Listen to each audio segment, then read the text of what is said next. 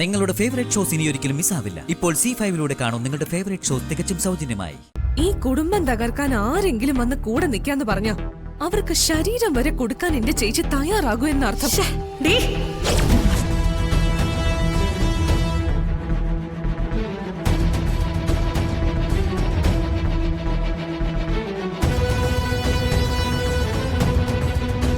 എന്താ തല്ലുന്നില്ലേ? താഴെ പറയുന്നതൊന്നും കേട്ടിട്ട് ചേച്ചിക്ക് അങ്ങോട്ട് സഹിക്കുന്നില്ല അല്ലേ? ധനുഷും സ്നേഹയും കുടുംബക്ഷേത്രത്തിൽ പോയി തൊഴുന്നത് പോയിട്ട് ഇവിടുന്ന് ഒരുമിച്ച് അതിനു വേണ്ടി ഇറങ്ങുക പോലുമില്ല.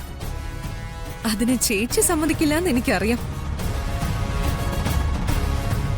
കാരണം ചേച്ചിയുടെ മനസ്സിൽ അത്രയ്ക്ക് പൊസസീവ്നെസ്സാ. ഇനി ഒരു പ്രയോജനവും ഇല്ലാത്ത ആ പൊസസീവ്നെസ് കൊണ്ട് ചേച്ചി നടക്കുന്നതിൽ ഒരു അർത്ഥവുമില്ല. അവരുടെ വിവാഹം കഴിഞ്ഞ എല്ലാം കണ്ടും കേട്ടും ചേച്ചിക്ക് അറ്റാക്ക് വരും. അന്ന് ആ കുഞ്ഞ് അബോർഷനായി പോയില്ലായിരുന്നെങ്കിൽ ചേച്ചി എന്ത് ചെയ്തേനെ? ചേച്ചി ആ കുഞ്ഞിനെ ഒക്കത്ത് വെച്ച് നടക്കുമ്പോ ആ കുഞ്ഞിന്റെ അച്ഛൻ സ്നേഹയുമായി പുതിയൊരു ജീവിതം തുടങ്ങുന്നത് കണ്ട് ചേച്ചിക്ക് ഭ്രാന്തായി പോകുമായിരുന്നു. അന്ന് ഞാൻ പറഞ്ഞത് തന്നെയാ ചേച്ചിയോട് ഇപ്പോഴും ഞാൻ പറയുന്നത്. ധനുഷ് ചേച്ചിയെ ചതിക്കും. എന്താ ശരിയല്ലേ? ആര് ചതിച്ചാലും ആര് കൂടെ നിന്നാലും എന്റെ ലക്ഷ്യങ്ങൾ വേറെയാ. അത് തന്നെയാണ് നിന്റെയും. അതിനിടയ്ക്ക് എന്നെ ഓരോന്ന് പറഞ്ഞ് ദേഷ്യപ്പെടുത്താനും തളർത്താനും അല്ല വരേണ്ടത്. എനിക്കിപ്പോ അങ്ങനൊരു ലക്ഷ്യമില്ല.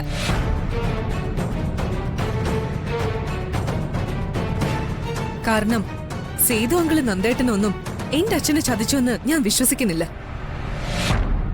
നിറവേറ്റാൻ പറ്റാത്ത ആ ലക്ഷ്യം ചേച്ചിയെ മറക്കണം. അങ്ങനെ ചതിച്ചുവെങ്കിൽ എനിക്കും ചേച്ചിക്കും ഇങ്ങനൊരു ജീവിതം ഇവിടെയുള്ളവര് തരില്ലായിരുന്നു.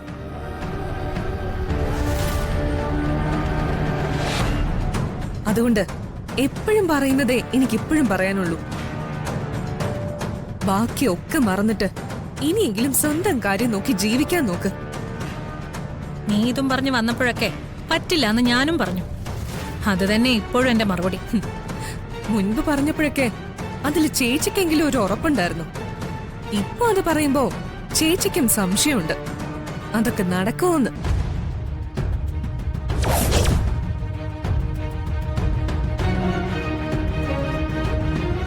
എനിക്കറിയാം ചേച്ചിയുടെ മനസ്സിൽ ഇപ്പോഴുള്ളത് ഈ വിവാഹം മാത്രമാണ്. സ്വന്തമായി സ്നേഹിച്ച കാമുകൻ മറ്റൊരു സ്ത്രീയെ വിവാഹം കഴിക്കുന്നു എന്ന ഒരു ചിന്തയല്ലാതെ മറ്റൊന്നും ചേച്ചിയുടെ മനസ്സിലില്ല. ഒരു ചതിയന് മനസ്സും ശരീരവും കൊടുത്ത് എന്റെ ചേച്ചി ഒരു വിഡ്ഢിയാകുമായിരുന്നു ഇതുവരെ.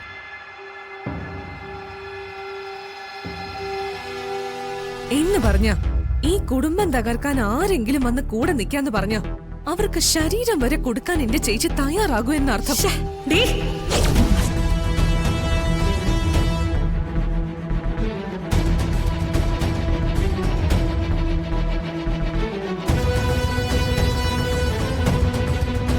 എന്താ തല്ലുന്നില്ലേ?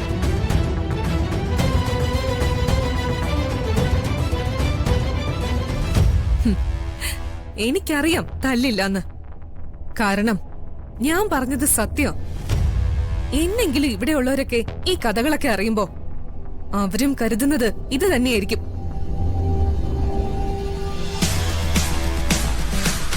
നന്ദേട്ടനെ ചതിച്ചതിന് ഈശ്വരൻ തന്ന ശിക്ഷയാണ് ഇതെന്ന് കരുതി സമാധാനിച്ചാ മതി. ഇതുകൊണ്ടൊന്നും തീരാൻ പോകുന്നില്ല. പലതും തുടങ്ങുന്നതേ ഉള്ളൂ.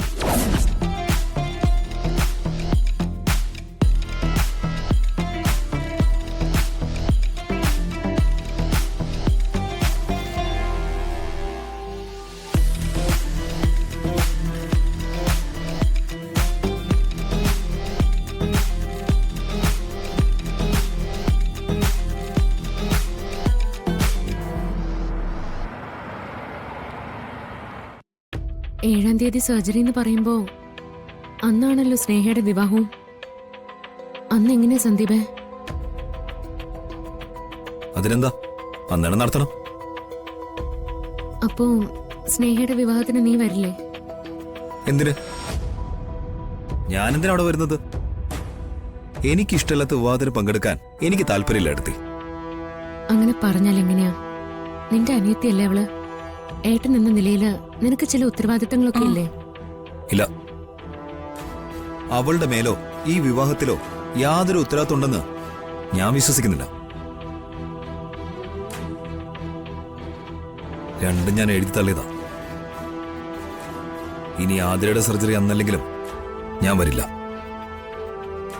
സർജറി അന്ന് തന്നെ ആയതുകൊണ്ട് മറ്റൊന്നിനെ കുറിച്ച് ഞാൻ ആലോചിക്കുന്ന പോലുമില്ല.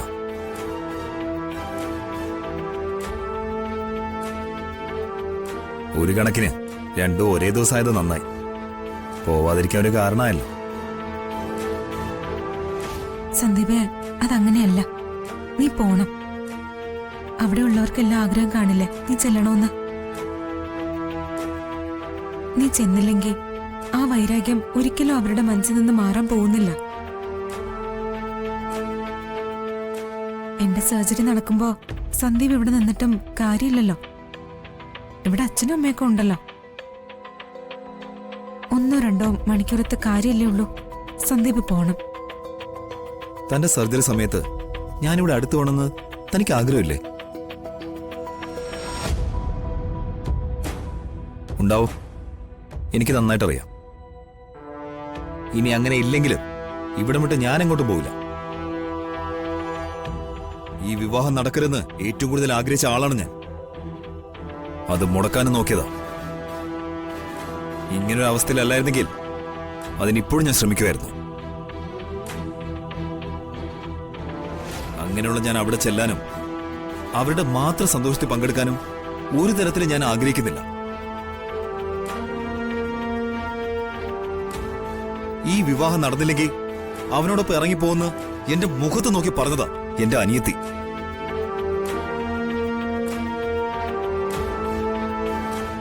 അവൾ അങ്ങനെ ഒരു നശിച്ച ജീവിതത്തിലേക്ക് ഇറങ്ങിപ്പോയെന്ന് ഞാൻ കരുതിക്കോളാം.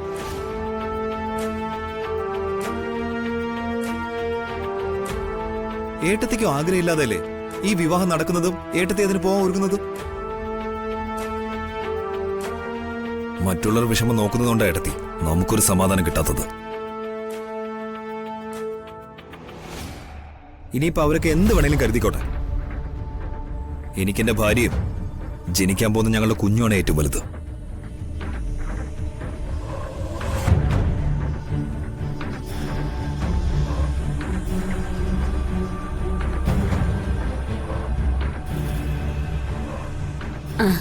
അച്ഛ വന്നു. മോളപ്പോ വന്നു. കുറച്ചു നേരമായി. ഞങ്ങളെ വീട് വരെ ഒന്ന് പോയതാ. എന്തായി അവിടുത്തെ കല്യാണ തിരക്കൊക്കെ? 7-ാം തീയതി വിവാഹം. ആ കാര്യം തന്നെയാ ഞങ്ങളിപ്പോ സംസാരിച്ചുകൊണ്ടിരുന്നത്. അന്ന് ഇവളുടെ സർജറി അല്ലേ? അപ്പോ അതിനെന്താ, സന്ദീപ് പോയിക്കോട്ടെ. ഇവിടെ ഞങ്ങളെല്ലാവരും ഉണ്ടല്ലോ. ഡൗൺലോഡ് ചെയ്യൂ C5 ആപ്പ്. കാണൂ എല്ലാ എപ്പിസോഡുകളും സൗജന്യമായി.